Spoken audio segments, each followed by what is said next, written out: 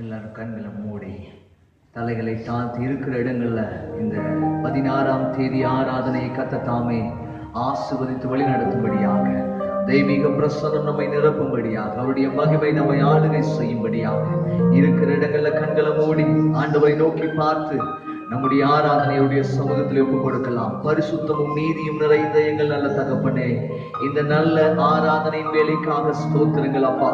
ஆண்டவரே, இவ்வளவு நாட்களை எங்களை கண்ணின்மணி போல பாதுகாத்து உம்முடைய திவ்ய கரத்திலே எங்களை நடத்தி வந்தீரே, அதற்காக நாங்கள் உமக்கு நன்றி செலுத்துகிறோம். தொடர்ந்து எங்களுடைய ஆராதனையிலே உம்முடைய நாமமும் உம்முடைய ஸ்தோத்திரம் உம்முடைய புகழும் பிரஸ்தாபப்படுத்தப்படுவதாக என்று சொல்லி உடைய நாமத்திலே ஒப்பு கொடுத்து ஜெபிக்கிறேன் ஐயா. ஆண்டவரே, ஆராதனையில் உடைய நாமம் மகிமைப்படுத்தப்படட்டும். செய்தியின் வேளையில கர்த்தர் அநேகருக்கு நல்ல பிரயோஜனமுள்ள செய்தியை கர்த்தர் தந்து அவர்களை சத்தியத்தின் பாதையிலே நடத்த நீர் வல்லமையுள்ளவர் என்பதை அறிந்து உடைய சமூகத்தில் ஒப்பு கொடுத்து ஜெபிக்கிறோம். நீர் ஆளுகை செய்யும். எங்களுடைய சுயங்கள் எல்லாம் மறைந்து போகட்டும் ஐயா. கர்த்தருடைய ஆவியானவர் எங்களோடு கூட இருந்து எங்களை ஆளுகை செய்து எங்களை நடத்துவீராக என்று சொல்லி ஒப்பு கொடுக்கிறோம், தாழ்த்தி அர்ப்பணிக்கிறோம். இயேசுவின் மூலம் கேட்கிறோம் எங்கள் ஜீவனுள்ள நல்ல பிதாவே, ஆமென், ஆமென், ஆமென். ஒரு வசனத்தை வாசிக்கலாம். வெளிப்படுத்தின விசேஷம் 19ஆம் அதிகாரம் 12வது வசனத்தினுடைய முதல் பகுதியை மாத்திரம் அல்லது 12வது வசனம் முழுமையாக நம்ம வாசிக்கலாம். வெளிப்படுத்தின விசேஷம் 19ஆம் அதிகாரம் 12வது வசனம்.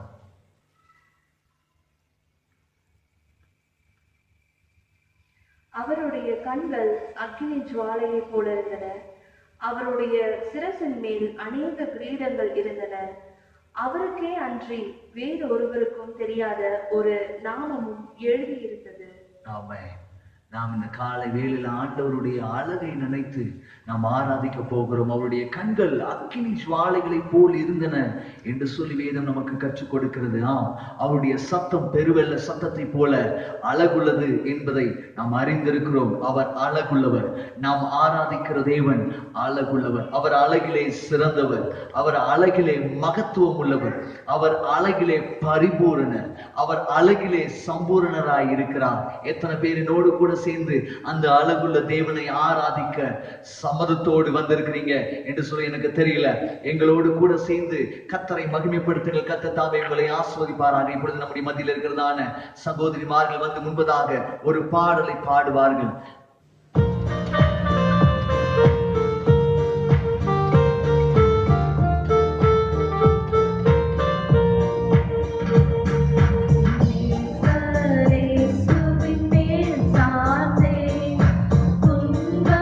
துன்பவனாந்திரத்து நடந்திட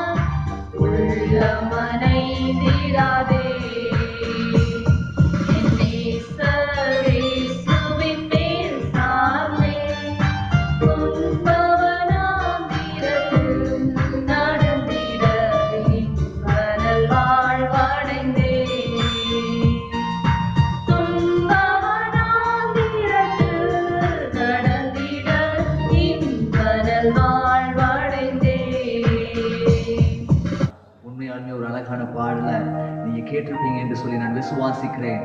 அவர் உண்மையாலுமே அழகுள்ளவர். அவர் லீலி புஷ்பம், அவர் கிச்சிலி மரங்களிலே மிகவும் சிறந்தவராய் இருக்கிறார். ஆமென் சொல்லுங்க பார்க்கலாம். அவருடைய முடி தலை தங்கமயமானவர் என்று சொல்லி ஒரு பக்தன் பாடுகிறார். அவருடைய சத்தம் பெருவெள்ள இரைச்சலை போல மகா வலியது என்று சொல்லி சங்கீதக்காரன் சொல்லுகிறார். அவருடைய சத்தம் பெண்மான்களை ஈனம் பண்ணக்கூடிய சத்தம், அது அழகுள்ள சத்தம். அவருடைய அழகுள்ள சத்தத்தினாலே எல்லாவற்றையும் சிருஷ்டித்து எல்லாவற்றையும் படைத்திருக்கிறார். அந்த அழகான தேவனை இன்னும் ஒரு பாடலை பாடி கூட தேவ சமூகத்திலே அவரை ஆர்ப்பரித்து மகிழலாம். தலை தங்கமயமானவர், தலை முடி சுருள் சுருளானவர் என்கிற ஒரு அழகான பாடல் எங்களோடு கூட இணைந்து பாடுங்க. கர்த்தர் தாமே நம்மை ஆஸ்வதிப்பாராக. ஆமென். Praise the Lord. கைகளை தட்டி இந்த பாடலை பாடலாமா?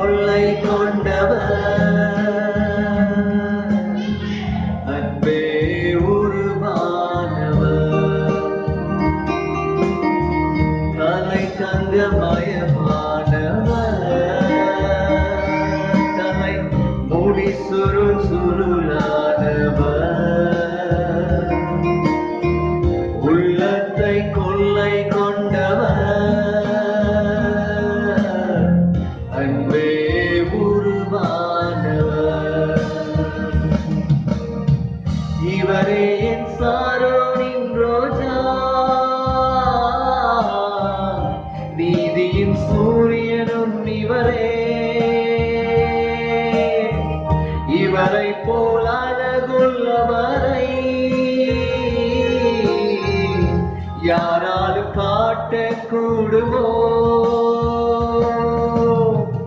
இவரே சாரோனின் ரோஜா, நீதியின் சூரியனும் இவரே. இவரை போல் அழகுள்ளவரை யாராலும் காட்ட கூடுமோ?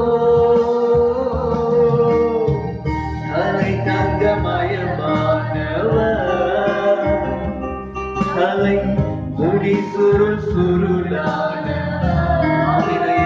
மென்மையும் சிவப்புமானவர்,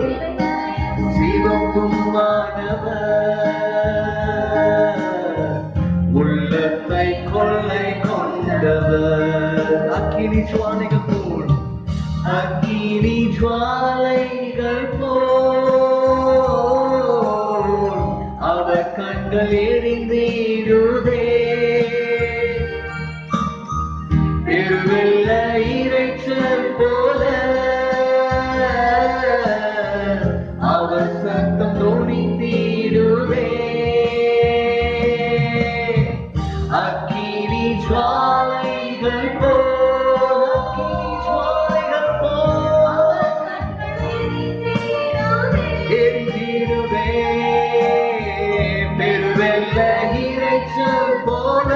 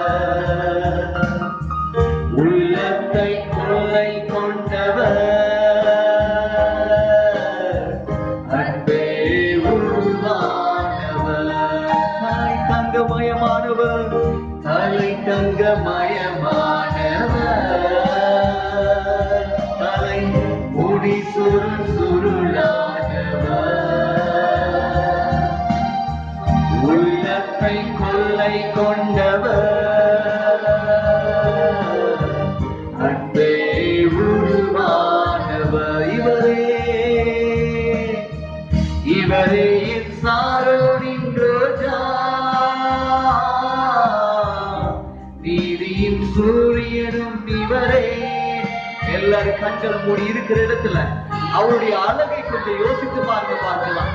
ஹalleluya. உலகத்தின் அழகை போல அல்ல அவருடைய அழகு. இந்த அழகு மகா மேன்மையான அழகு. ஓ ஜீசஸ், அது இயேசுவின் அழகு. கிச்சிலி மரத்திலும் சாரோவிலும் ரோஜாவிலும் அவர் மகத்துவமானவர். சூரியனும் இவரே, இவரை போல அழகுள்ளவரை யாராலும் காட்ட கூடுமோ?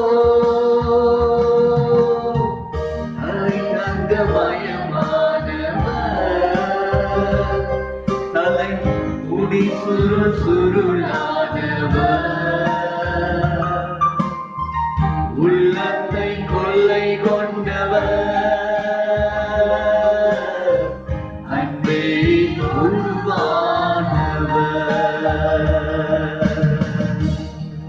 இருக்கிற இடங்கள்ல கண்களை மூடி அப்பாவுடைய அழகு கொஞ்சம் யோசித்து பாருங்களேன். ஸ்தோத்திரம். பூலோகத்தின் அழகு வேறு, பரலோகத்தின் அழகு வேறு. ஸ்தோத்திரம். இன்னைக்கு நாம் இந்த காலை வேளை ஆராதனையில பரலோகத்தின் அழகை கொஞ்சம் யோசித்து பாருங்க. கொஞ்சம் உங்களுடைய சிந்தனைக்கு முன்பதாக கொண்டு வந்து பாருங்களேன். ஹalleluya. என்னுடைய தகப்பனுடைய என்னுடைய இயேசுவினுடைய முகத்தை பார்க்கும் பொழுது அதுல ஒரு இச்சை இல்ல, அதுல ஒரு மோகம் இல்ல. அவருடைய அழகை பார்க்கும் பொழுது இச்சையும் மோகமும் வராது. ஹalleluya. இந்த பூலோகை அழகை பார்க்கும் பொழுது நம்முடைய உள்ளத்துல ஏதோ இச்சை, ஏதோ மோகம் அதற்கு பின்பதாக ஓடுகிறது. ஹalleluya. என்னுடைய அப்பாவுடைய முகம் அது பிரகாசம் உள்ளது. அவர் வெண்மையும் சிவப்புமானவர். ஹalleluya. அந்த அழகுல பரிசுத்தம் உள்ளது, அந்த அழகுல உண்மை உள்ளது. இன்னைக்கு தேவ சமூகத்துல அந்த அழகை கொஞ்சம் தியானிக்கலாமா? ஸ்தோத்திரம். ஹalleluya. எல்லாரும் கண்களை மூடி நான் யோசிச்சு பார்த்த ஆண்டவரே, நான் இந்த உலகத்தில் இருக்கும் பொழுது இந்த பூலோக அழக பார்க்கும் பொழுது என்னுடைய உள்ளம் அநேக காரியத்தை இச்சிக்கிறது, பொருளை பார்த்து இச்சிக்கிறது, அது அழகா இருக்கிறதே என்று சொல்லி என்னுடைய உள்ளம் இச்சிக்கிறது. ஆனா உண்மை பார்க்கும் பொழுது எனக்கு ஒன்றே ஒன்றுதான்ப்பா தோன்றுது, உண்மை ஆராதிக்கணும்னு தோணுதுப்பா. உங்களுடைய அழகை பார்த்து நான் இன்று ஆராதிக்க வந்திருக்கிறேன். எத்தனை பேரோடு கூட சொல்ல முடியும், ஆண்டவரே உங்களுடைய அழகை பார்த்து நான் ஆராதிக்க வந்திருக்கிறேன், உங்களுடைய அழகை பார்த்து நான் இச்சிக்க வரவில்லை, எனக்குள்ளாக மோகம் வரலப்பா. இந்த உலக அழகு வேண்டாம், இந்த உலக அழகு மாயையானது என்று சொல்லி வேதம் சொல்லுகிறது. இந்த உலக அழகுக்கு பின்பாக போக வேண்டாம். ஸ்தோத்திரம். சாலமன் சொல்லுகிறார், உலக அழகு மாயை. இன்னைக்கு அப்பா உங்களை அழைக்கிறாரு. ஸ்தோத்திரம். ஆமென். அவர் அழகு நமக்கு ஈவா கொடுத்திருக்கிறாரு. ஒவ்வொருவரையும் அழகாய் படைத்திருக்கிறார். ஒருவேளை நீங்க சொல்லலாம் நான் அழகில்ல, ஒவ்வொரு வாலிபனும் வாலிப பிள்ளையும் நீங்க சொல்லலாம் நான் அழகில்லைன்னு சொல்லலாம். ஆனா ஆண்டவர் உங்களை அழகாய் தான் படைத்திருக்கிறார். ஒவ்வொருவரையும் அழகாய் படைத்திருக்கிறார். இன்னைக்கு யாரால சொல்ல முடியுமா? நம்ம நினைச்சுக்கிறோம் அழகுன்னு சொன்னவன சரீர அழகை நம்ம பார்க்கிறோம். ஆனா அழகு என்பது தேவனுடைய குணத்திலே ஒன்று. ஸ்தோத்திரம். அந்த அழகுதான் நமக்கு ஈவாய் கொடுத்திருக்கிறார். எல்லாரும் கண்களை மூடி இருக்கிற இடங்கள்ல தேவ சமூகத்துல முழங்கால் படியிட்டு ஹalleluya. ஆண்டவரே உம்முடைய அழகை நான் ஆராதிக்க வந்திருக்கிறேன் அப்பா. ஸ்தோத்திரம். வாலிப பிள்ளைங்க எல்லாம் சொல்லுங்க பார்க்கலாம், சின்னவங்க எல்லாம் சொல்லுங்க பார்க்கலாம். நான் பல நேரங்கள்ல அந்த பையன் பின்னாடி போயிட்டேன், அவன் அழகா இருக்கிறான்னு போயிட்டேன், அந்த பொண்ணு பின்னாடி போயிட்டேன். இல்லப்பா, இனி இயேசுதான் என் அழகு. மண்ணுக்காக மாணிக்கத்தை விட்டு கொடுக்க மாட்டேன். இந்த பூலோக அழகுக்காக பரலோக அழகு விட்டு கொடுக்க மாட்டேன். அந்த பரலோக மகிமையை விட்டு கொடுக்க மாட்டேன். கையை தட்டி ஆண்டவருக்கு நன்றி சொல்லுங்க. இருக்கிற இடங்கள்ல ஆமாப்பா, நான் பல நேரங்கள்ல அந்த பரலோக அழகை மறந்துடுறேன். இந்த பூலோக அழகுக்காக அந்த பரலோக அழகை மறந்து வாழ்ந்து கொண்டிருக்கிறேன். Lord, I submit my life in your hand, O God. நீரே போதும் ஐயா, நீரே போதும். ஒரு பக்தன் இப்படியாக பாடுகிறார், மண்ணுக்காக மாணிக்கத்தை விட்டு விட மாட்டேன். ஆமென். சொல்லுங்க பார்க்கலாம். ஒப்பு கொடுத்து பாடலாமா? தலை தங்கமயமானவர், தலை முடி சுருள் சுருளானவர், வெண்மையும் சிவப்புமானவர்,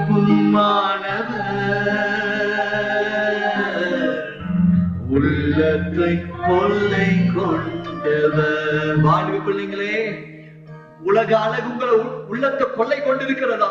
இல்ல இயேசுவின் அழகு உங்களுடைய உள்ளத்தை கொள்ளை கொண்டிருக்கிறதா? கொஞ்சம் நிதானித்து பாருங்க. உள்ளத்தின் ஆழத்திலிருந்து அப்பாவை பார்த்து ஒரு அன்போடு சொல்லலாமா? ஹalleluya. தலை தங்கமயமானவர், தலை முடி சுருள் சுருளானவர், வெண்மயம் சிவப்புமானவர், உள்ளத்தை கொள்ளை கொண்டவர். அக்கினி ஜுவாலைகள் போல், அக்கினி ஜுவாலைகள் போல் அவர் கண்டு எரிந்திடுதே. திருவெல்ல இறைச்சல் போல அவர் சத்தம் தோணித்திடுதே.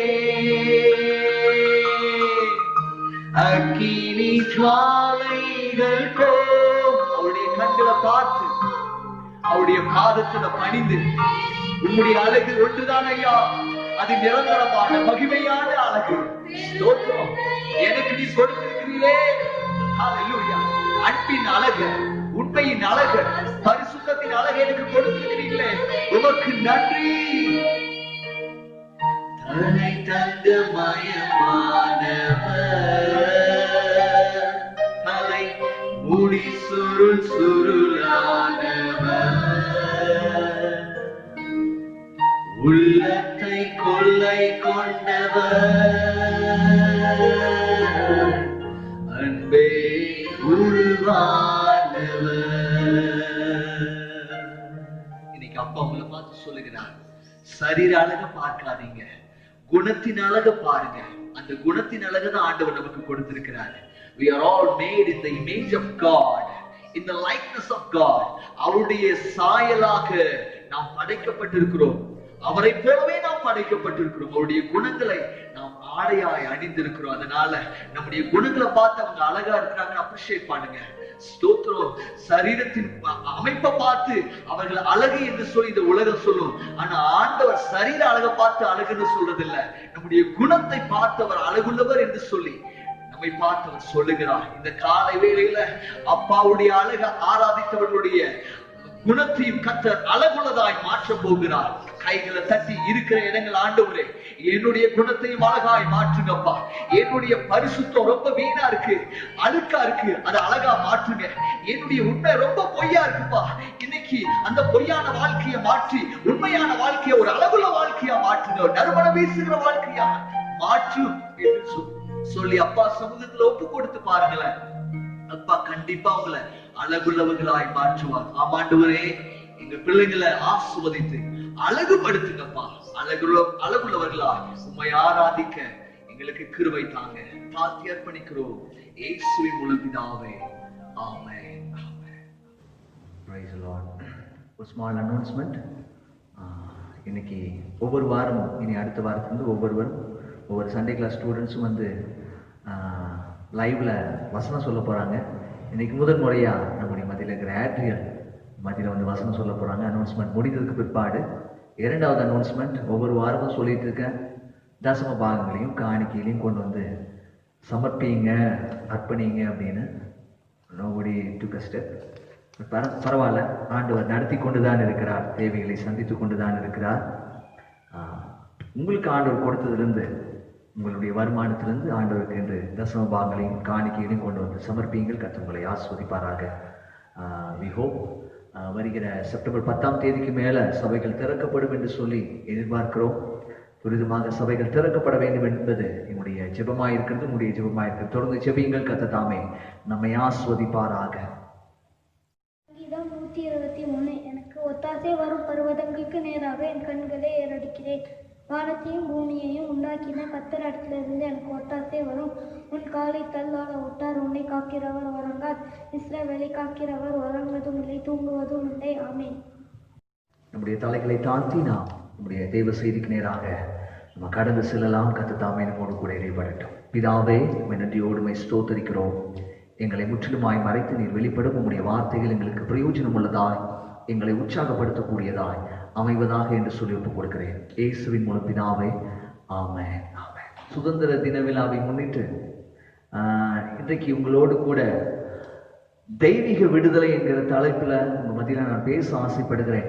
தொடர் செய்தியை கொஞ்சம் பாஸ் பண்ணிட்டு நான் முன்பதாகவே பிளான் பண்ணியிருந்தேன். ஆகஸ்ட் 15ஆம் தேதியை முன்னிட்டு இந்த செய்தி கொடுக்க வேண்டும், விடுதலை குறித்து, சுதந்திரத்தை குறித்து ஒரு சில வார்த்தைகளை பகிர்ந்து கொள்ள வேண்டும் என்று சொல்லி நான் முன்கூட்டியே திட்டமிட்டு வைத்திருந்தேன். ஆண்டவர் எனக்குள்ளாக ஏவின ஒரு சில காரியங்களை உங்கள் மத்தியிலே பகிர்ந்து கொள்ள ஆசைப்படுகிறேன்.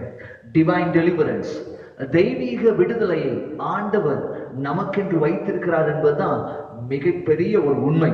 நம்மை பல நேரங்களில் விடுதலைக்காக போராடி கொண்டிருக்கிறாங்க. அன்றைக்கு காந்திஜி, சர்தார் வல்லபாய் பட்டேல், அநேக சுதந்திர போராளிகள் போராடி இந்தியாவை மீட்டு கொடுத்தார்கள்.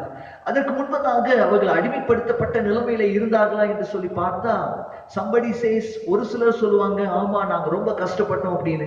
ஆனா எங்க தாத்தாவெல்லாம் அந்த பீரியட்ல உயிரோட தான் இருந்தாங்க, பிறந்திருந்தாங்க. அவங்களுக்கு ஐ திங்க் 18-19 இயர்ஸ் ஓல்டு அப்படின்னு நினைக்கிறேன். அவங்க எல்லாம் சொல்லியிருக்காங்க, நாங்கெல்லாம் ரொம்ப கஷ்டப்படல, அந்த பீரியட்ல ரொம்ப சந்தோஷமா இருந்தோம் அப்படின்னு சொல்றதை நானே கேட்டிருக்கிறேன்.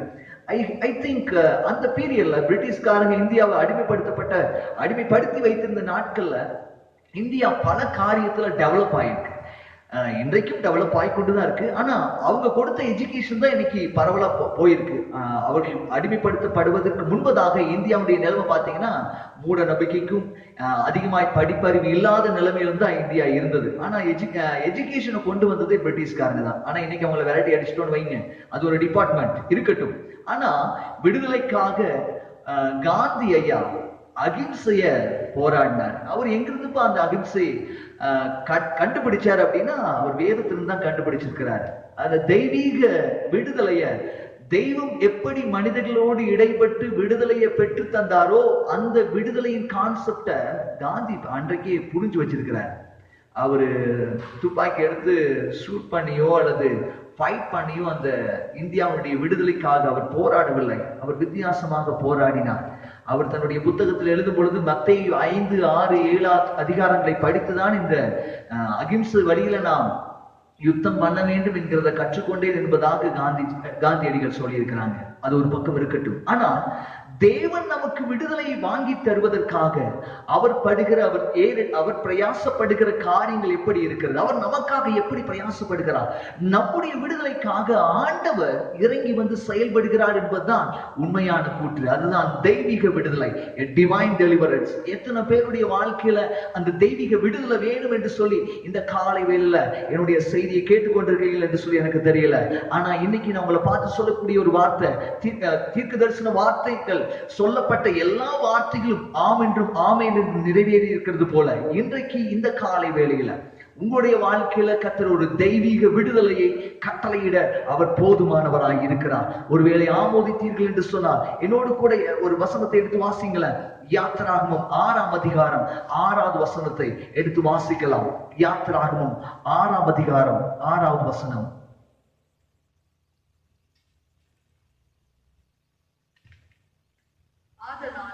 இஸ்ரவேல் புத்திரரை நோக்கி, நானே கர்த்தர், உங்கள் மேல் எகிப்தியர் சுமத்தின சுமைகளை நீக்கி நான் உங்களை விடுவித்து. It is not Moses who delivered Israelites. இது மோசேயினால் இஸ்ரவேல் ஜனங்கள் விடுதலையாக்கப்படவில்லை.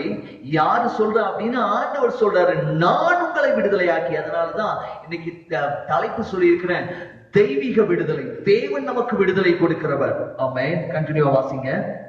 உங்களை அவர்கள் அடிமைத்தனத்திற்கு நீங்களாக்கி ஓங்கிய கையினாலும் மகா தண்டனைகளினாலும் உங்களை மீட்டு விடுதலையாக்கி மீட்டு ரட்சித்து ஆண்டவர் நமக்கு ஒரு பெரிய ஆசீர்வாதத்தை நமக்கு முன்பாக வைத்திருக்கிறார் என்பதுதான் உண்மையான கூற்று. இன்னைக்கு எத்தனை பேர் தெய்வீக விடுதலைக்காக காத்து கொண்டிருக்கிறீங்க? எத்தனை பேர் தெய்வீக விடுதலையை பெற்றுக்கொள்ள வேண்டும் என்று சொல்லி நினைக்கிறீங்க? தெய்வ சமூகத்தில் ஒப்பு கொடுங்க. ஆண்டவரே, எனக்கு இன்னைக்கு தெய்வீக விடுதலை தேவையா?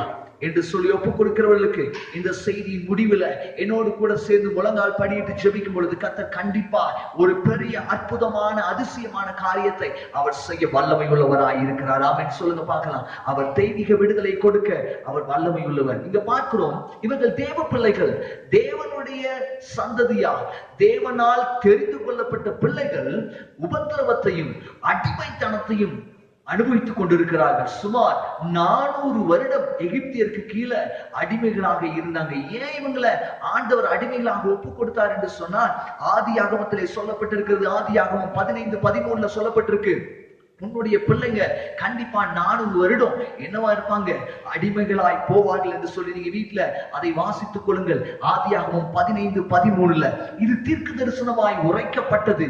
ஆபிரகாம் இடத்திலே ஆண்டவர் சொல்லுகிறார், உன்னுடைய சந்ததியார் அடிமைகளாக்கப்படுவார்கள். ஆனா இந்த தீர்க்க தரிசன வார்த்தை ஆபிரகாமுக்கு சொல்லப்படும் பொழுது ஆபிரகாமுக்கு குழந்தைகள் இல்ல, ஈசாக்கு பிறக்கல.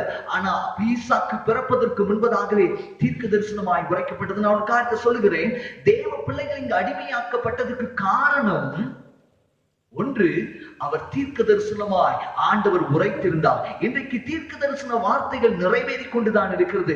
அன்றைக்கு தேவன் எதை தீர்க்க தரிசனமாய் உரைத்தாரோ அது அப்படியே நிறைவேறிற்று. 400 வருடம் ஆபிரகாமினுடைய சந்ததியார் அடிமைகளாக்கப்பட்டிருந்தாங்க. உடனடியா நடக்கல அந்த அடிமைத்தனம். ஆபிரகாம், ஈசாக்கு, யாக்கோபு யோசேப்பை அறியாத பார்வோன் தேசத்திலே உண்டான பொழுது யோசேப்புடைய சந்ததியார் எல்லாரும் அடிமைகளாக்கப்பட்டார்கள். சுமார் 24 லட்சத்துக்கு மேல 6 லட்சம் புருஷர்கள் மாத்திரம் அடிமைகளாக்கப்பட்டிருந்தார்கள் என்று சொல்லி வேதம் நமக்கு கற்றுக் கொடுக்கிறது. 6 லட்சம் புருஷர்களும் அவருடைய மனைவிகள், பிள்ளைகள் எல்லாம் அடிமையாக்கப்பட்டிருந்தார்கள். விடுதலை பெற வேண்டும் என்று சொன்னால் ஒரு பிரச்சனை இருக்கணும். பிரச்சனை இருந்தாதான் நம்மளால விடுதலையை அனுபவிக்க முடியும். அன்றைக்கு தேவ பிள்ளைகள் அடிமைகளாக்கப்பட்டிருந்தாங்க. இப்போ ஆண்டவர் சொல்றாரு, என்னுடைய தெய்வீக விடுதலை நீ பார்க்கணும்னு நினைக்கிறியா, இன்னைக்கு பாரு அப்படி என்று சொல்லி அவர் தன்னுடைய தெய்வீக விடுதலையை வெளிப்படுத்துகிறார். இப்போ ஒரு காலத்துல நம்ம தெரிந்து கொள்ள வேண்டிய ஒரு முக்கிய காலகட்டத்துக்குள்ள இருக்கிறோம். அவர்களை இப்ப ஏன் இவர்களை அடிமையாக்கினார் அப்படின்னு சொன்னதுக்கு ஒரு முதல் காரணம் சொன்னேன், அது தீர்க்க தரிசனமாய் உரைக்கப்பட்டது என்று சொல்லி. இரண்டாவது, அதே இடத்துல ஆண்டவர் இந்த எகிப்தின் ராஜ்யத்துல இஸ்ரவேல் ஜனங்களை வச்சு அவர்களை ஒரு ராஜ்யமாய் உருவாக்கி விட்டார். இப்போ இந்த அடிமைகளாக்கப்பட்ட இஸ்ரவேல் ஜனங்களுக்கு ஒன்று தெரியாது, இது தேவனுடைய திட்டம் இருக்குதா இல்லையா அப்படிங்கிறது அவங்களுக்கு தெரியாது. யாராவது பிரச்சனையில் இருக்கும் போது, பிரச்சனையில் இருக்கிற ஒரு பிலிவர், இது தேவனுடைய திட்டம் தாங்க அப்படின்னு யாராவதுனால கிளைம் பண்ண முடியுமா? ஒருவேளை ஆசீர்வாதமான ஒரு காரியம் நம்முடைய வாழ்க்கையில நடக்குது என்று சொன்னா நம்ம டிக்ளேர் பண்ணுவோம், இது தேவனுடைய திட்டம் தாங்க.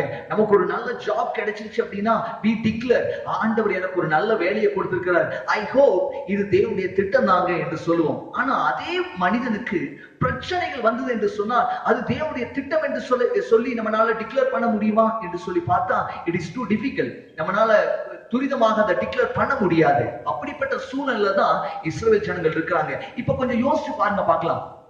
இஸ்ரவேல் ஜனங்கள் அடிமைப்படுத்தப்பட்டது தேவனுடைய திட்டமா திட்டம் இல்லையா என்று சொல்லி பார்த்தா அது தேவனுடைய திட்டத்தின் அடிப்படையில தான் அவர்கள் அடிமையாக்கப்பட்டிருக்காங்க. ஏன் அப்படி நான் சொல்லுகிறேன் என்று சொன்னால் அது தீர்க்க தரிசனமாக முன்கூட்டியே உரைக்கப்பட்டிருக்கிறது.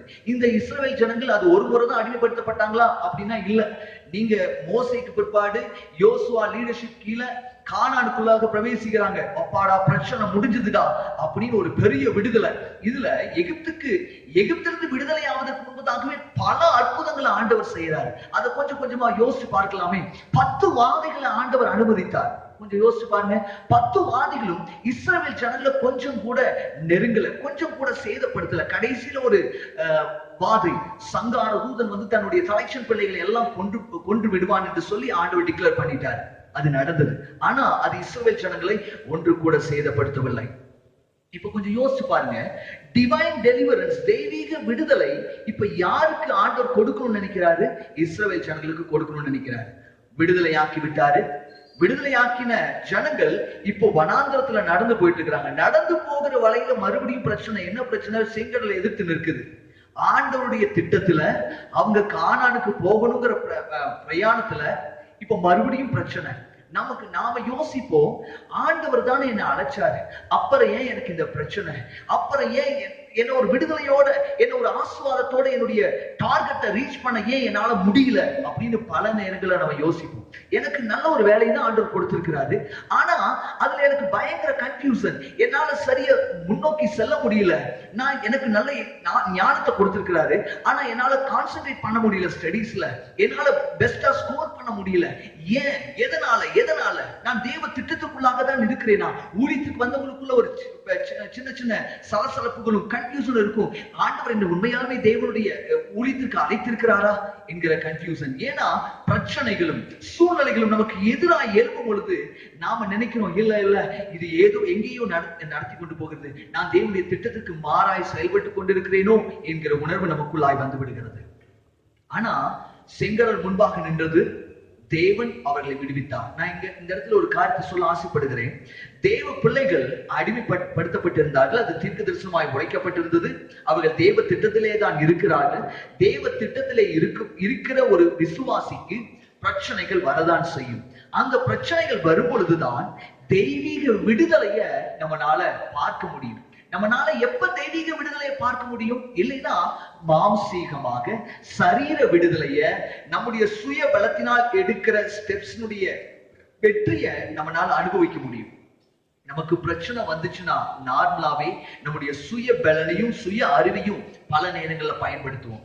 If you want to really experience the divine deliverance, உங்களுடைய சுய பலத்தினாலோ உங்களுடைய சுய அறிவினாலோ அந்த தெய்வீக விடுதலையை அனுபவிக்க முடியாதுங்க. நான் மறுபடியும் சொல்றேன், நீங்க உங்க வாழ்க்கையில தெய்வீக விடுதலையை அனுபவிக்கணும் அப்படின்னா அது உங்க சுய பலத்தினாலோ உங்களுடைய சுய அறிவினாலோ அல்லது சுய பணத்தினாலோ அதை பெற்றுக்கொள்ள இயலாது.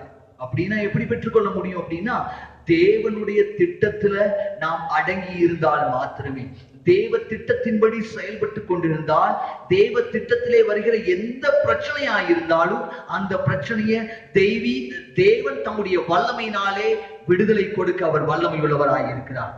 நான் இதுக்கு என்ன எக்ஸாம்பிள் சொல்றேன் அப்படின்னா, வனாந்தரத்துல எகிப்திலிருந்து கானானுக்கு போக வேண்டியது தேவனுடைய திட்டமாக இருந்தது.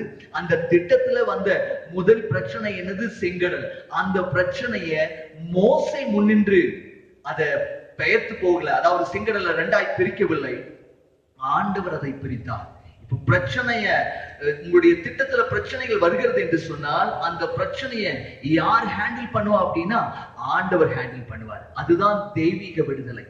நான் ஹேண்டில் பண்ணி எனக்கு வெற்றி கிடைச்சதுன்னா அது தெய்வீக விடுதலை ஆகாது. பல நேரங்கள்ல நம்ம நினைச்சுக்குவோம், இதை நான் சக்சஸ் பண்ணிட்டேன், ஆண்டவர் எனக்கு கிருபை தந்தார் பாஸ்டர், நான் வெற்றி பெற்றுட்டேன்.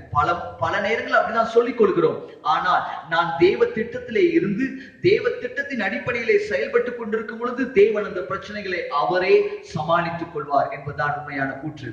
இது நியாய பிரமாணத்துக்கு முன்பதாக நடந்த ஒரு சம்பவம். நியாய பிரமாணத்துக்கு பின்பதாக என்ன நடக்கிறது என்று சொன்னால், ஜனங்கள் மறுபடியும் சிறைபிடிக்கப்படுகிறார்கள், மறுபடியும் அடிமைத்தனத்துல போறாங்க. அப்ப எதனால அவர்கள் அடிமைத்தனத்துக்குள்ளாக போனாங்க அப்படின்னா ரெண்டு காரியங்கள். முதலாவது, தீர்க்க தரிசனமாய் உரைக்கப்பட்டதுனால அவர்கள் அடிமைகள் ஆக்கப்பட்டார்கள். தெய்வீக விடுதலைய தேவனே அவர்களை விடுதலையாக்கினார் என்பதை யாத்திராகமும், லேவியராகமும், எண்ணாகமும், உபாகமும் இந்த 4 புத்தகத்துல நம்ம பார்க்கலாம். தேவன் அவர்களை விடுதலையாக்கினார், தேவன் அவர்களை விடுதலையாக்கினார், தேவன் அவர்களை விடுதலையாக்கினார்.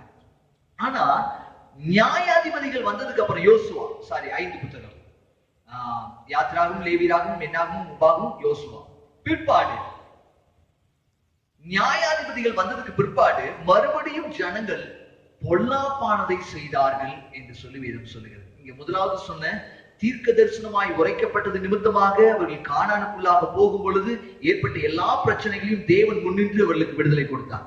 இங்க நடக்கிற 2வது காரியம், அவர்கள் பொல்லாப்பு செய்தார்கள், அதனால அவர்களை தேவன் மற்ற நாட்டவரிடத்திலே விற்று போட்டார் என்று சொல்லி நம்ம வேதத்துல வாசிக்கிறோம்.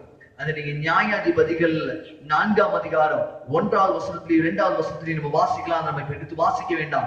அவர்கள் பொல்லாப்பானதை செய்ததினால ஆண்டவர் அவர்களை விற்று போட்டார். இப்போ இங்க ஒரு காரியத்தை நான் சொல்ல ஆசைப்படுறேன். ஆண்டவர் தீர்க்க தரிசனமாய் உரைக்கப்பட்டு அவருடைய திட்டத்தின் கீழே நடக்கும் பொழுது, அவருடைய திட்டத்துல செயல்படுகிற செயல்பாட்டின் நடக்கையில பிரச்சனைகள் வந்தால் அந்த பிரச்சனைய ஆண்டவரே ஹேண்டில் பண்ணிக்குவாரு. நமக்கு பிரச்சனையே இல்லை, நம்ம ஸ்மூத்தா போயிடலாம். ஆனா தேவனுடைய திட்டத்துக்கு மாறாய் நாம பொல்லாப்பு செய்வது நிமித்தமாக ஆண்டவர் என்ன நம்ம கிட்ட எதிர்பார்க்கிறார் அப்படின்னா மன திரும்புதலை எதிர்பார்க்கிறார். நீங்க நியாயாதிபதிகள் முழுசா படிச்சீங்க அப்படின்னா அவர்கள் பொல்லாப்பானதை செய்தார்கள், அதனால ஆண்டவர் அவர்களை விற்று போட்டார். மறுபடியும் மனம் திரும்பி தேவ சமூகத்தில் ஆண்டவரே எங்களை விடுவித்தரணும் என்று சொன்னவனதான் ஆண்டவர் ஆக்ஷனை எடுக்கிறார். இப்போ ரெண்டாவதுக்கு மன திரும்புதல் ரொம்ப முக்கியம். தேவ திட்டத்துல நடக்கும் பொழுது தேவனே தெய்வீக விடுதலை கட்டளையிட்டுருவாரு. ஆனா ரெண்டாவதுல அப்படி இல்லை, மனம் திரும்பினால் மாத்திரமே விடுதலை. பல நேரங்கள்ல நாம் மனம் திரும்பாமலேயே தெய்வீக விடுதலை எனக்கு வேணும் என்று சொல்லி அங்கலாய்ப்போடு தேவ சமூகத்துல உட்கார்ந்து கொண்டிருப்போம். இந்த காலை வேளை ஆண்டவர் உங்களை பார்த்து சொல்லுகிறார், தெய்வீக விடுதலை உன்னுடைய வாழ்க்கையில வேண்டும் என்று சொல்லி நீ அங்கலாய்ப்போடு மன தளர்வோடு மன சோர்ந்து உட்கார்ந்து கொண்டிருந்தாய் என்று சொன்னார். ஆண்டவர் உன்னிடத்துல எதிர்பார்க்கிற ஒன்றே ஒன்று, மனம் திரும்புதல். நீ மனம் திரும்பி வா, நான் உனக்கு விடுதலை தருகிறேன். அந்த தெய்வீக விடுதலைய ஆண்டவர் தர வல்லமை உள்ளவராய் இருக்கிறார். Are we yet in bondage? நாம இன்னைக்கு பாண்டேஜ்ல அடிமைத்தனத்துல தான் இருக்கிறோமா அப்படின்னா கண்டிப்பா நாம் அடிமைத்தனத்துல தான் இருக்கிறோம். சத்ருவானவன் பல நேரங்கள்ல நம்மை அடிமைப்படுத்தி விடுகிறான், நம்மை பலவீனப்படுத்தி விடுகிறான். நான் ஒரு கிறிஸ்தவன் தான், ஆனால் நான் அடிமைப்படுத்தப்படுகிறேன், சத்ருவினால் நான் அடிமைப்படுத்தப்படுகிறேன். லூக்கா 13ஆம் அதிகாரத்துல சொல்லப்பட்டிருக்கு, எடுத்து வாசிக்க வேண்டாம். பலவீனப்படுத்துகிற ஆவி என்று சொல்லப்பட்டிருக்கிறது. பலவீனப்படுத்துகிற ஆவி என்று சொன்னால் அந்த இடத்துல சரீரத்தையும் சாத்தான் பலவீனப்படுத்த முடியும், நம்முடைய சிந்தனையும் அவனால பலவீனப்படுத்த முடியும். அப்போஸ்தலர் 5ஆம் அதிகாரத்துல பார்க்கிறோம், அவர்களை அனனியாவின் சப்பீராலையும் சாத்தான் என்ன பண்றான், வஞ்சிக்கிறான். அவருடைய இருதயத்தை அவன் நிரப்பி விட்டான். அப்போ சாத்தானால நம்முடைய சிந்தனைகளையும் நிரப்ப முடியும், நம்முடைய சரீரத்தையும் அடிமைப்படுத்திக் கொள்ள முடியும். இன்றைக்கு நாம் சத்துருவின் பிடியில் இருந்து விடுதலை பெற வேண்டும் என்கிற ஒரு பெரிய பாரத்தோடு நின்று கொண்டிருக்கிறீர்களா என்று சொல்லி கேட்டா, எஸ், அப்சல்யூட்லி. எல்லாரும் நம்முடைய சிந்தனை பல நேரங்கள்ல அவனுடைய சிந்தனையினால் நிரப்பப்பட்டிருக்கிறது. இன்னைக்கு அதிலிருந்து கர்த்தர் விடுதலை தர விரும்புகிறார். a divine deliverance கர்த்தர் நமக்கு தர வேண்டும் என்று சொன்னால், சத்துருவினுடைய பிடியிலிருந்து நமக்கு விடுதலை வேண்டும் என்று சொன்னால் only one மந்திரம், ஒரே ஒரு மந்திரம் தான் இருக்கு. என்ன அப்படின்னா, இயேசுவின் நாமத்துல, இயேசுவின் ரத்தத்தினாலே மாத்திரமே அந்த விடுதலையை பெற்றுக்கொள்ள முடியும். இது எல்லாருக்கும் தெரிந்த உண்மை. நான் ரொம்ப சம்மரைஸ் பண்ணி சொல்றேன். இயேசுனுடைய நாமத்தினால சத்ருவை நம்ம ஜெயிக்கலாம். அவருடைய அடிமைத்தனத்திலிருந்து நம்மளால விடுதலை பெற முடியும். ஆமென் சொல்லுங்க பார்க்கலாம். இன்னைக்கு சத்ருவின் பிடியிலிருந்து கர்த்தர் நம்மை விடுதலையாக்க வல்லமை உள்ளவராய் இருக்கிறார். ஆவிக்குரிய அடிமைத்தனமும் நமக்கு இருக்கிறது. ஆவிக்குரிய அடிமைத்தனம் என்று சொன்னால் ஒரு 4 காரியத்தை நான் சொல்லுகிறேன். ஆவிக்குரிய அடிமைத்தனம், எல்லா மனிதர்களும் ஆவிக்குரிய அடிமைத்தனத்துக்குள்ளாக இருக்கிறார்கள். ஒன்று பாவம், இரண்டாவது நியாயப்பிரமாணம், மூன்றாவது மரணம், நான்காவது சாத்தானின் கட்டு. இந்த 4 காரியங்களையும் ஒவ்வொரு பிள்ளைகளும் கட்டப்பட்டு தான் இருக்கிறார்கள். சத்ருவானுக்கு ஒண்ணு பிடிக்காது, இவன் ஆவிக்குரியவனாய் மாறுவது எனக்கு இஷ்டமே இல்லை என்று சொல்லிதான் அவன் ரொம்ப கெட்சிக்கிற சிங்கம் போல துடித்துக் கொண்டிருக்கிறான். இவைகளிலிருந்து ஆண்டவர் நமக்கு விடுதலை தர வேண்டும். சரீரத்திலையும் ஆண்டவர் நமக்கு விடுதலை தர ஆண்டுடைய சமூகத்தில் நம்ம கேட்கலாம். வியாதியிலிருந்து, நம்முடைய பாடுகளில் இருந்து, அநேகர் பசியிலும் பஞ்சத்தில் இருக்கிறாங்க. இன்னைக்கு நம்முடைய இந்தியா சுதந்திரம் வாங்கி 75 வருடம் ஆயிடுச்சு. ஆனா இது வரைக்கும் நம்முடைய நாட்டுல பஞ்சத்துல, பசியில ஒவ்வொரு நாளும் கோடிக்கணக்கான ஜனங்கள், ஆயிரக்கணக்கான குழந்தைகள் மரித்து கொண்டுதான் இருக்கிறாங்க. பசியிலும் பஞ்சத்திலும் வாடிக்கொண்டுதான் இருக்கிறார்கள். அதிலிருந்து ஆண்டவர் நமக்கு ஒரு விடுதலையை தரணும். நாடுகள் நம்மை அடிமைப்படுத்ததான் நினைக்கிறது. இன்னொரு நாடு நம்மை அடிமைப்படுத்தி எப்படியாவது அவர்கள் முன்னுக்கு வர வேண்டும் என்று சொல்லி அவர்கள் நினைக்கிறார்கள். அடிமைப்படுத்தும் தலைவர்கள் இன்றும் இருந்து கொண்டுதான் இருக்கிறார்கள். இன்னைக்கு நாம ஜனநாயக நாட்டுல இருக்கிறோமா அப்படின்னா அது ஏதோ டவுட்டா இருக்கு. அப்படிப்பட்ட சூழ்நிலையிலே வாழ்ந்து கொண்டிருக்கிறோம். இப்பெல்லாம் யோசிச்சா நம்ம சுதந்திரம் வாங்கி 75 வருஷம் ஆச்சு, சுதந்திரத்துலதான் இருக்கிறோமா? உண்மையாலுமே எனக்கு சுதந்திரம் இருக்கா? இப்ப வெளியே போனா மாஸ்க் இல்லாம போனா புடிச்சு உள்ள போட்டுறான், பையனை போட்டுறாங்க. It's too difficult. 144 தடை சட்டம் போட்ட உடனே நம்மளால வெளியவே வர முடியல.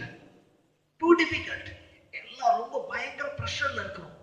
ஆனா சுதந்திரம் சுதந்திரம் என்று சொல்லிக் கொண்டிருக்கிறோம். அதே போலதான் இந்த கிறிஸ்துவ லைஃப்லயும் நான் ரட்சிக்கப்பட்டு விட்டேன், நான் விடுதலை பெற்றுட்டேன் அப்படிங்கிறோம். ஆனா எனக்கு அந்த உண்மையான விடுதலை எனக்கு வந்திருக்கா அப்படின்னா ஆச்சரியமா இருக்கு. இந்த தெய்வீக விடுதலை கொடுக்கிறதுக்கு ஒரே நபரால தான் முடியும். அவர்தான் இயேசு கிறிஸ்து. இந்த தெய்வீக விடுதலைய ஒரு மனிதனை கொண்டு பல நேரங்கள்ல அவர் ஜனங்கள் மத்தியிலே செய்திருக்கிறார். மோசேயினுடைய வாழ்க்கை, அதாவது இஸ்ரவேல் ஜனங்களை விடுதலை ஆக்கும் பொழுது தேவன் தம்முடைய வல்லமைய வெளிப்படுத்தினாரு. அதை யாரை கொண்டு வெளிப்படுத்தினார் என்று சொன்னால் மோசையை கொண்டு வெளிப்படுத்தினார். மோசை மூலமாக அந்த காரியத்தை செய்யறார். ஒருவேளை உங்களுக்கு தெய்வீக விடுதலை வேண்டும் என்று சொன்னால் தேவ சமூகத்துல கொஞ்சம் அர்ப்பணித்து, ஆண்டவரே உம்முடைய சமூகத்திலே நான் அமர வேண்டும் ஐயா, உம்முடைய சமூகத்திலே நான் காத்திருக்க வேண்டும். இந்த தெய்வீக வல்லமை கிடைக்கிறதுக்கு நான் என்னுடைய வாழ்க்கையில தெய்வீக வல்லமை வேணும், தெய்வீக விடுதலை வேண்டும் என்று சொன்னால் என் வாழ்க்கையில தெய்வீக வல்லமை செயல்படணும். தெய்வீக வல்லமை என் வாழ்க்கையில செயல்படணும் அப்படின்னா தேவன் அவருடைய நேரத்துல அவருடைய திட்டத்தின்படிதான் என் வாழ்க்கையில அற்புதம் செய்வார். இல்ல அப்படின்னா அந்த காரியம் நடக்காது. நான் மறுபடியும் சொல்றேன், தெய்வீக விடுதலை, தேவனுடைய வல்லமை எனக்குள்ளாக வெளிப்படணும். அவருடைய கிரியை, அவருடைய வாக்குத்தத்தம் இவைகள் எல்லாம் ஒன்றிணைந்து செயல்பட்டால் மாத்திரமே என்னுடைய வாழ்க்கையில தெய்வீக விடுதலை உண்டாகும். என்னுடைய வாழ்க்கையில தெய்வீக விடுதலை உண்டாக வேண்டும் என்று சொன்னால் மனம் திரும்புகிற வாழ்க்கை இருந்தா கண்டிப்பா ஆண்டவர் நம்முடைய வாழ்க்கையில அற்புதத்தை செய்ய வல்லமை உள்ளவராயிருக்கிறார். வேதாகமத்துல நீங்க புரட்டி புரட்டி பார்த்தா எல்லா இடங்களிலும் விடுதலை விடுதலை விடுதலை, ரட்சிப்பு ரட்சிப்பு ரட்சிப்பு தான். ஒரே ஆராதனையில 3000 பேர் ரட்சிக்கப்பட்டாங்க, 5000 பேர் ரட்சிக்கப்பட்டாங்க. இதற்கெல்லாம் காரணம் என்ன? பேதுருடைய செய்தி அல்ல, அது தெய்வீக வல்லமை, தெய்வீக விடுதலை ஜனங்களை விடுதலை ஆக்கினது. கண்களை மூடி தேவ சமூகத்தில், ஆண்டவரே எங்களை விடுதலை ஆக்க நீர் போதுமானவராய் இருக்கிறேன்.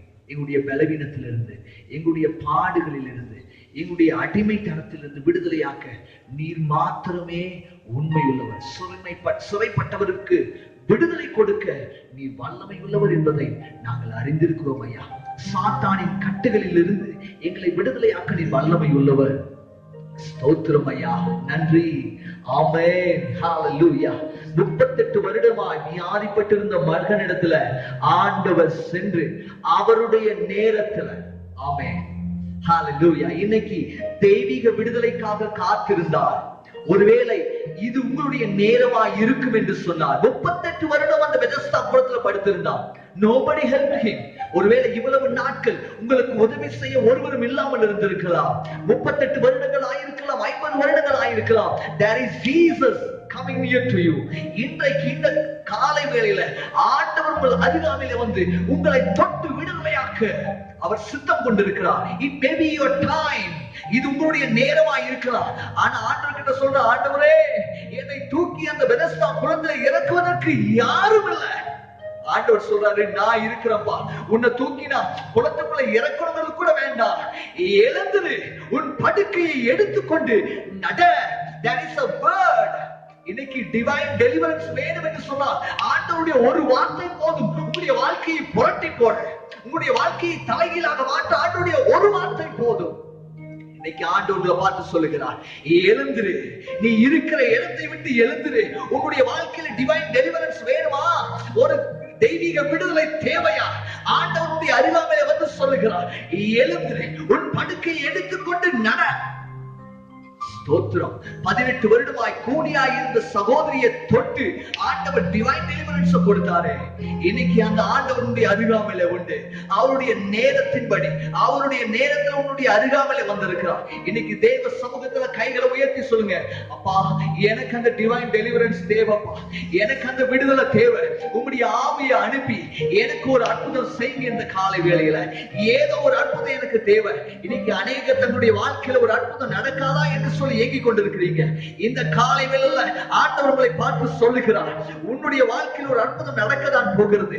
நான் உன்னுடைய வாழ்க்கையில் ஒரு விடுதலை கொடுக்கதான் போகிறேன். நீ என்னுடைய திட்டத்தின்படி நடந்து கொண்டிருக்கிறாய். ஒருவேளை பிரச்சனைகள் வரலாம், போராட்டங்கள் வரலாம், உபத்திரவங்கள் வரலாம், உன்னுடைய கால்கள் தளர்ந்து போகலாம், உன்னுடைய கண்களிலே கண்ணீர் புரண்டு கொண்டு வந்து கொண்டிருக்கலாம். ஆனால் சோர்ந்து போகாதே, எனக்காக நீ காத்திருந்தபடியால் உன்னை கண்மறைந்தேன், உயர்ந்த ஸ்தானத்திலே வைக்க நான் உண்மை உள்ளவர் என்று சொல்லி ஆண்டவரை பார்த்து பேசிக் கொண்டிருக்கிறார். விடுதலை கட்டளையிடுவது அவர். ஸ்தோத்திரம். விடுதலைக்கு சோர்ஸ் உறைவிடமே ஆண்டவர் தாங்க. ஆண்டவரை நம்புங்க, ஆண்டவரை இருக பிடிச்சுங்க. அப்பா நீங்க எனக்கு விடுதலை தாங்கப்பா. ஆண்டவரை பார்த்து கண்களை மூடி ஒரு நிமிடம், அப்பா எனக்கு அந்த தெய்வீக விடுதலை தேவையா? இது என்னுடைய நேரம் தானா? இது எனக்குன்னு கொடுத்த நேரம் தானப்பா? அப்பா, இது என் நேரம் தான்ப்பா. இது என்னுடைய விடுதலையின் நேரம். இது என்னுடைய சுகத்தின் நேரம். ஸ்தோத்திரம். இது நான் சத்துருவின் பிடியிலிருந்து விடுதலையாக்கப்படுகிற நேரம். இது என்னுடைய பாவத்தின் அடிமை தனத்திலிருந்து விடுதலையாக்கப்படுகிற நேரம். இது என்னுடைய மரண பிடியிலிருந்து விடுதலையாக்கப்படுகிற நேரம் என்று சொல்லி நீங்களே கிளைம் பண்ணுங்க பார்க்கலாம் தேவ சமூகத்துல. ஆமாப்பா, இது என்னுடைய வியாதியில் இருந்து, என்னுடைய சோர்வில் இருந்து, என்னுடைய கவலையில் இருந்து விடுதலையாக்கப்படுகிற நேரம் இது. இந்தியா பல வருடம் அடிமைப்படுத்தப்பட்டிருந்தது. 1947 ஆண்டு ஒரு பெரிய விடுதலை பெற்றுக் கொண்டது. ஒருவேளை உங்களுடைய பர்சனல் லைஃப், தனிப்பட்ட வாழ்க்கையில இது ஒரு வேளை உங்களுடைய தெய்வீக வன்மை வெளிப்படுவதற்கு ஆண்டவர் உங்க வாழ்க்கையில தெய்வீக விடுதலையை கட்டளையிடுவதற்கு இது ஒரு நல்ல நாளாய் அமைந்திருக்கிறது. இருக்கிற இடங்கள்ல முழங்கால் படிக்கிட்ட கைகளை உயர்த்தி, லார்ட் ஹியர் ஐ அம், என்னை பயன்படுத்தும் ஐயா, என்னை விடுதலையாக்கும் ஐயா, என்னை விடுதலையாக்கும். ஹல்லேலூயா, ஸ்தோத்திரம் ஐயா, விடுதலை தாங்கப்பா. ஓ நன்றி, விடுதலை நாயகன் வெற்றியை தருகிறார், எனக்குள்ளே இருக்கிறார், என்னே ஆனந்தம். விடுதலை நாயகன் வெற்றியை தருகிறார், எனக்குள்ளே இருக்கிறார், என்னே ஆனந்தம். விடுதலை நாயகன். விடுதலை வியாதியான பகுதியில ஒருவேளை சோர்வோடு இருந்தீங்கன்னா முழங்கால் படியிடுங்க. விடுதலை வேண்டும் என்று சொல்லுகிறவங்க உங்க சரீர பகுதியில, உங்க சிந்தனையில சத்துருவானவன் ஒருவேளை உங்களை கட்டி வைத்திருப்பான் என்று சொன்னார். இயேசுவின் நாமத்துல சொல்லுங்க பார்க்கலாம். இருக்கிற இடங்கள்ல சொல்லுங்க, இயேசுவின் நாமத்துல என்னை விடுதலையாக்குகிற கர்த்தருடைய பலன் என் மீது இறங்குவதாக. இயேசுவின் நாமத்துல நான் எழுந்திருக்க போகிறேன். நான் பலன் பெற்றுக் கொண்டேன்.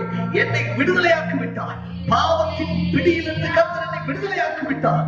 டிக்ளேர் பண்ணுங்க பார்க்கலாம். உங்களுடைய டிக்ளேரை கர்த்தர் அங்கீகரித்து உங்களை விடுதலையாக்க போகிறார். ரத்தம் செய்யும் இயேசுவின் ரத்தத்தினாலே ஒரு பெரிய விடுதலையை கர்த்தர் பிள்ளைகள் பெற்றுக் கொள்வார்களாக என்று சொல்லி நான் ஜெபிக்கிறேன் ஐயா. ஆண்டவரே, பிள்ளைகள் ஆசீர்வாதத்தோடு இந்த விடுதலை பெற்று இந்த 75ஆம் ஆண்டு சுதந்திரத்தை ஆண்டவரே சந்தோஷமாய் தன்னுடைய வாழ்க்கையில தேவனுடைய ராஜ்யத்திலே பிரவேசிக்க போகிறேன் என்கிற நம்பிக்கையோடு வாழ கர்த்தர் பிள்ளைகளுக்கு அனுகிரகம் பாராட்டுவீராக. தாழ்த்தி அர்ப்பணித்து ஜெபிக்கிறோம். நீர் மகிமைப்படும் இயேசுவின் மூலம் பிதாவே, ஆமென், ஆமென். என் ஆத்துமாவே கர்த்தரை ஸ்தோத்திரி, என் முழு உள்ளமே பரிசுத்த நாமத்தை ஸ்தோத்திரி. என் ஆத்துமாவே கர்த்தரை ஸ்தோத்திரி, கர்த்தர் செய்த சகல உபகாரங்களை மறவாதே. ஆமென். நம்முடைய கர்த்தராகிய இயேசு கிறிஸ்துவின் கிருபையும் பிதாவாகிய தேவனுடைய அன்பும் பரிசுத்த ஆவியானவருடைய அன்யோன்யமும் ஐக்கியமும் சிநேகமும் இன்றும் என்றும் சதா காலமும் சகல பரிசுத்தவான்களோடும் தங்கி இருப்பதாக. ஆமென், ஆமென். God bless you.